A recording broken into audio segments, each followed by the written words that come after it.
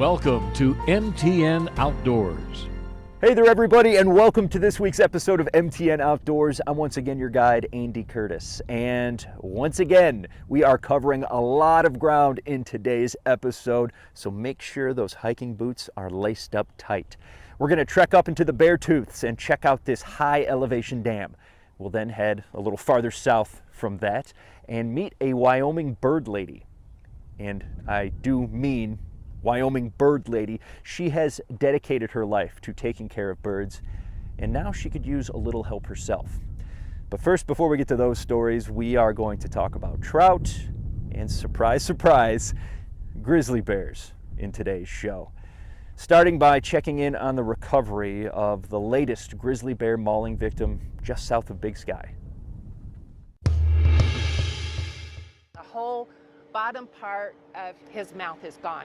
Teeth, jaw. Carrie Norlander-Lyman describes her brother Rudy as an outdoorsman who's always willing to help. He's just got that kind of attitude. He just says it's a good day if he can make somebody smile. Last Friday, Rudy was helping a father and son track a deer on the Yellow Mule Trail near Big Sky, Montana, when he was attacked by a grizzly bear. He saw a smaller bear and he pulled out his gun slowly because he didn't know what the bear was going to do, but the bear got scared away, and then right then a 10-foot grizzly came out at him. Lyman says Rudy told his family the attack happened within seconds. The bear broke part of his throat, so they're putting a plate down in there to stabilize it. Then around the 25th, they're going to do the major reconstruction surgery where they take the bone out of his leg and reconstruct the chin and everything. Rudy was prepared with bear spray and his gun, but the grizzly was too fast. If you're going to carry some sort of bear deterrent with you, like bear spray, make sure it's accessible because bears can be very quick and you might not have a lot of warning before they attack. Matt Boxmeyer, SAR commander with the Gallatin County Search and Rescue, says as of Tuesday, crews were still trying to locate the bear. Once they do, the Montana Department of Fish, Wildlife, and Parks will investigate. They really handle what happens to the bear based on the specifics of the attack, whether or not it was a predatory attack or a defensive type attack. Was it protecting a cub or protecting a food cache? Despite the gruesome attack, Rudy is still making people smile, even without his voice. One of the nurses, when he first came in, they said, "We understand you're kissing bears." And he wrote on there, "Bear French kissed me." And she started laughing. She goes, "Oh, bad breath?" And he goes, "Yes." In Salt Lake City, Darian DeBrule, Fox 13 News, Utah.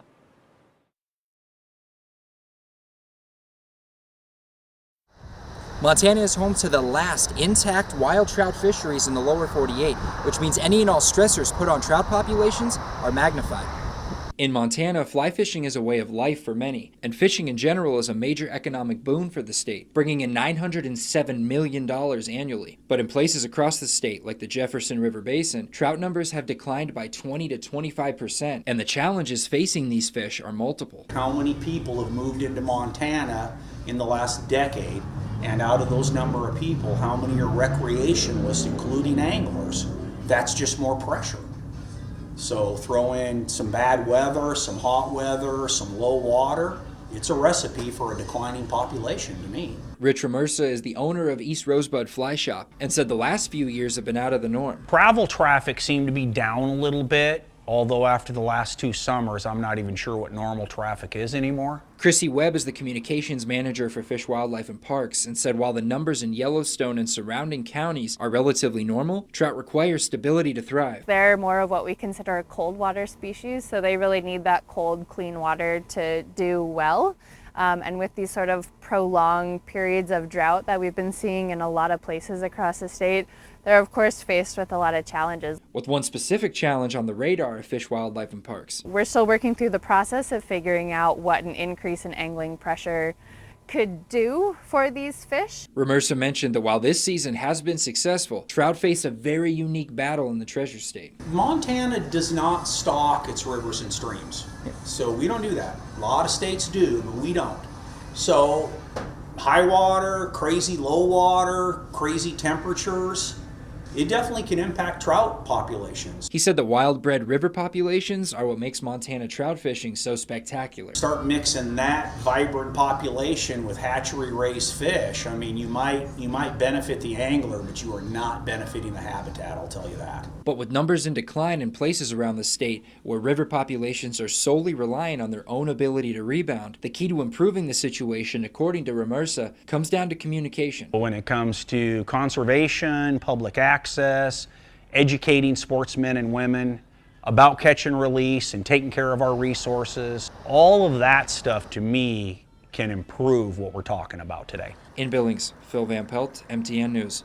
Hunting is much more than just grabbing a weapon and heading out into the field. That's why hunters' education courses are required before you can get a license. Montana also makes it easier for the youngest hunters to use those skills learned in those classes without competition from anyone else. There's a reason they come first. Is there a tremendous opportunity for young hunters to become introduced to the sport, to find some success early on in the season and in their hunting career, and to put what they learn in hunter education into practice there in the field. Think of hunter education as your first trip into the adult world. You'll learn about hunting and firearms, and then you can get a license to use those adult weapons. Those are the classroom skills. Youth hunts are where it all comes together. We talk about firearm safety, we talk about ethics and responsibility and all those things, but until those kids put it into practice in the field, that's really when that knowledge and that experience becomes part of who they are as a hunter. Legally licensed hunters between 12 and 15 and apprentice licensed hunters 10 to 15 can go, but not alone. Non-hunting adults over 18 or over 21 for the apprentice must go with them.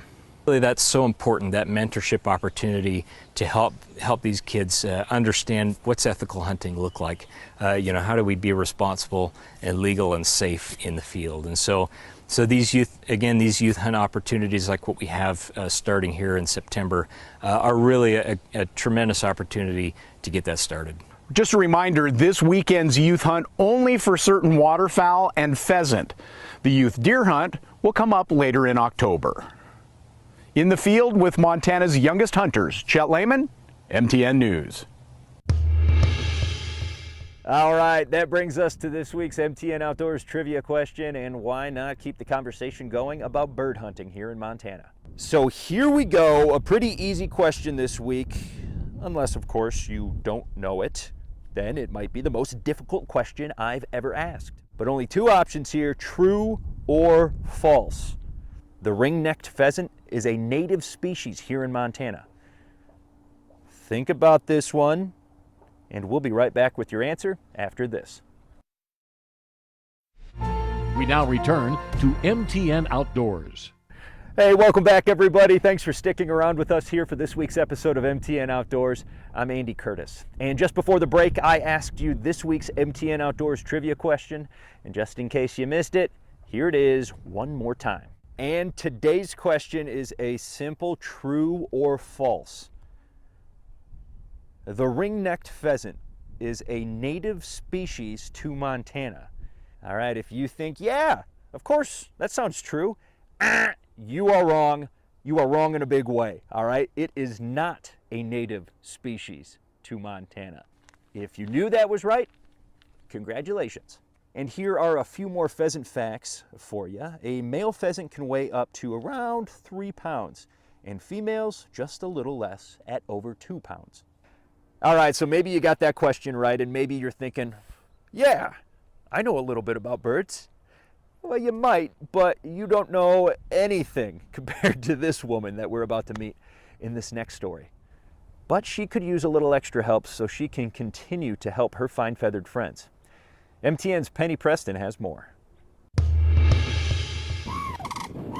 Be it sandhill crane, owl, eagle, or hawk, Susan Ahalt did whatever it took to rehabilitate hundreds of injured birds brought to Ironside Bird Rescue at her Cody home for 4 decades. But during a release this summer, Susan fell and cracked her femur. Then she suffered a serious infection. We asked her if she could continue saving the birds. There's so many of them to help, and I can't do it all on my own. Minutes after this interview, Susan was picked up by an ambulance and life-flighted to Billings. Jessica Lewis was already taking off work to feed the birds after Susan fell.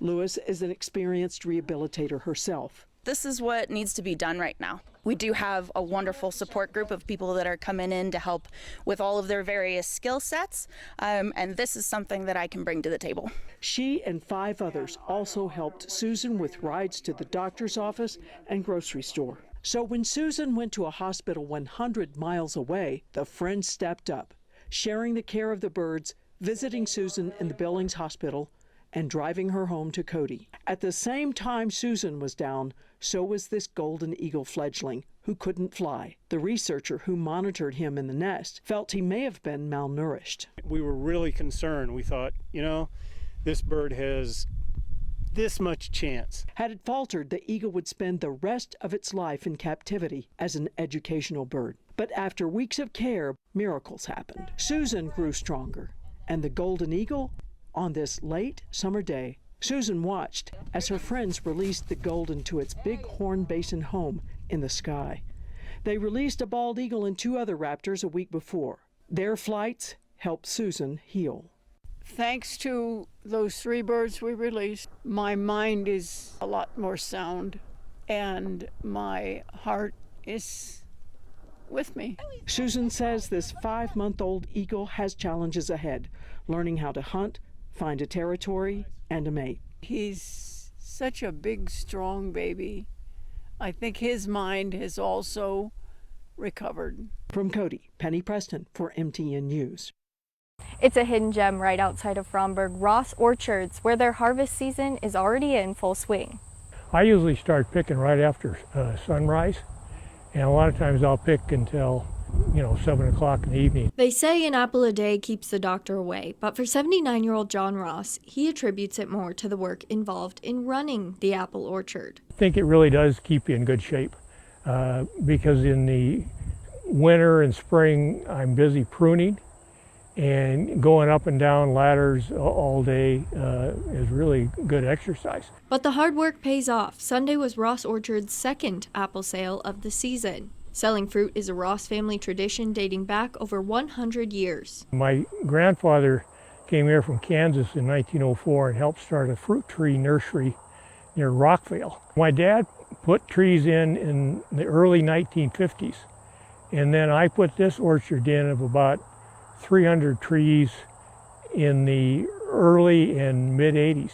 Orchards aren't the only thing that runs in the family. We've all been lawyers that have grown apples for 4 generations, and I find if you tell people you're an apple farmer, they like that better than if you tell them you're a lawyer.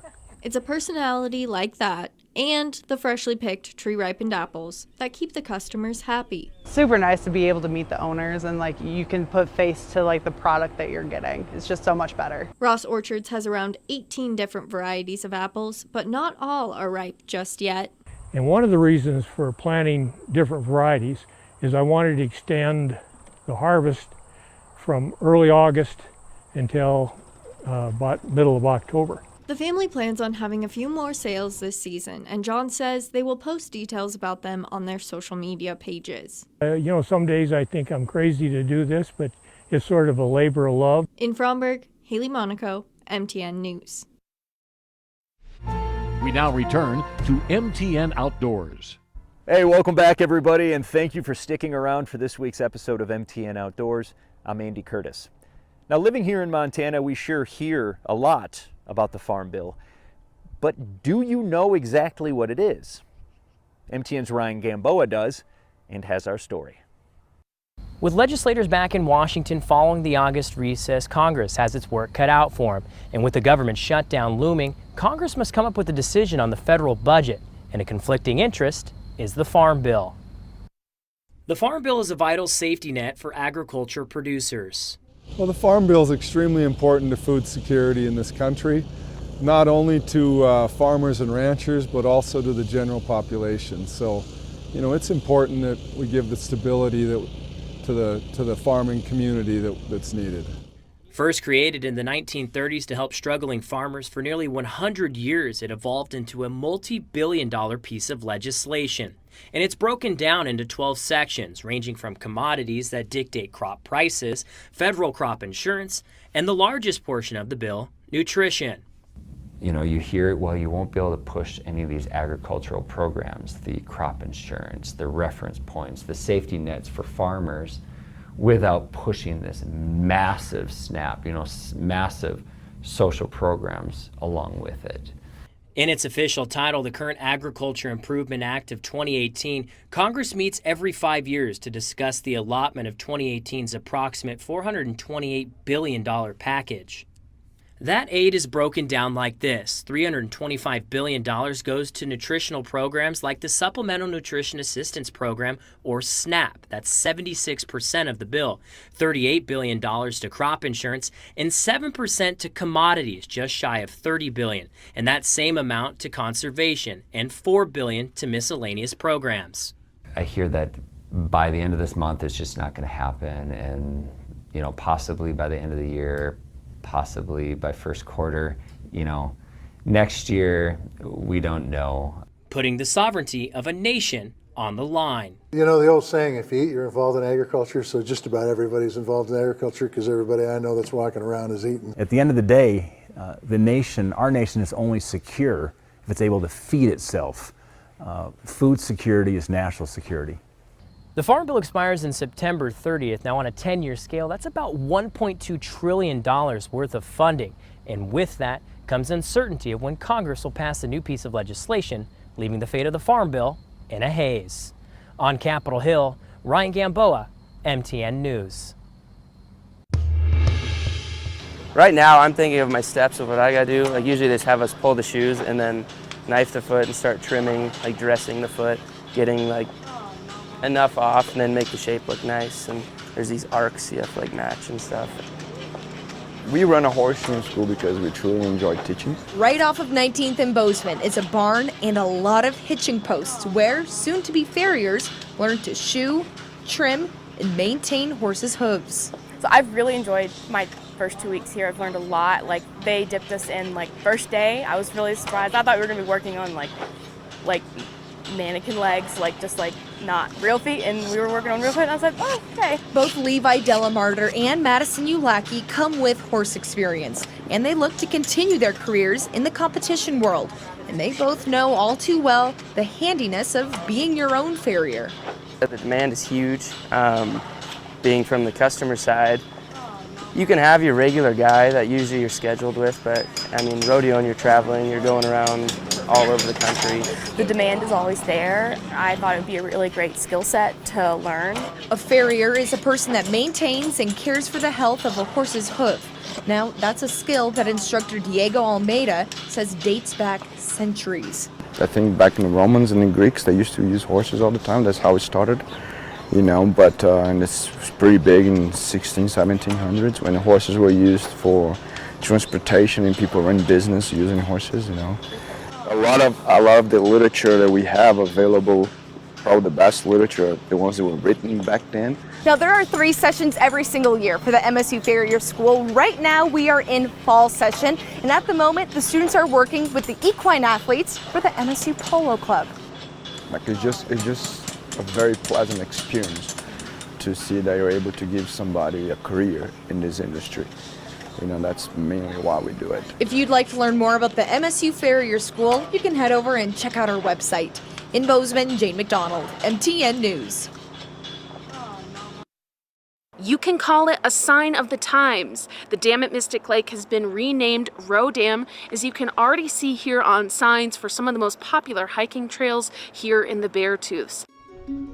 It's the crown jewel, the flagship of the fleet. Out of Northwestern Energy's 11 hydro projects spread across Montana, there may not be another quite as unique as the small but powerful dam at the north end of Mystic Lake. It's an engineering marvel. The history of hydropower is written across the mountains here, and at the base is a station house where power has been converted and transferred out for nearly 100 years. It goes to Columbus, Absaroka, Red Lodge, Stillwater Mine, and the surrounding areas. While the station house and its equipment has lasted since 1925, to see what's so impressive about this hydro project, you have to take a hike. Up 3 miles and 1,100 vertical feet of climb. The reward is a picturesque mountain view of the sparkling Mystic Lake. It flows year-round. Which dam electrician Joe Ruprecht sees as a big natural battery. There's 52 other lakes that feed into Mystic, and we can just kind of bring up our generation up and down to when it's needed. Because of the natural elevation change and the so-called head storage of where the snow melt-fed lake meets the dam, Ruprecht controls how much water to store and release based on the need for power. It's kind of unique for Montana anyhow to have this kind of head pressure to produce the 12 megawatts that we generate here. The Mystic Hydro Project is one of 11 hydro projects purchased by Northwestern Energy in 2018 for nearly $1 billion. Then CEO Bob Rowe says it was a necessary move to expand and diversify the company's energy assets. The values in our Montana system aren't just the energy production, it's also the ability to help keep the grid stable.